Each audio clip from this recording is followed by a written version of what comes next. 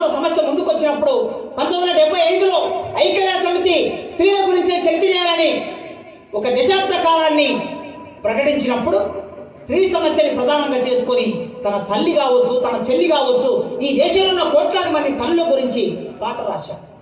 అది సిరిమల్లె చెట్టు కింద లక్ష్మమ్మ కావచ్చు. చాలా సందర్భంలో వచ్చినటువంటి పాటలన్నీ తెలుగు సాహిత్యంలో స్త్రీలందరూ, కవులందరూ స్త్రీ పక్షపాతం. మీరు నన్నయ్యను చూడండి, మహాభారతంలో స్త్రీ వైపు నుంచి రాశాడు. కుంతీదేవి వైపు నుంచి మహాభారతం రాశాడు.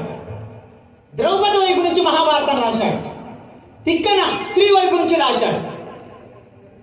చిట్ట చివరికి రంగనాథ రామాయణం అనే కావ్యం స్త్రీ కోణం నుంచి వచ్చింది.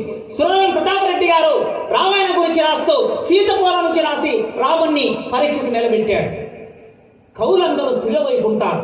ఎందుకుంటారంటే కవులు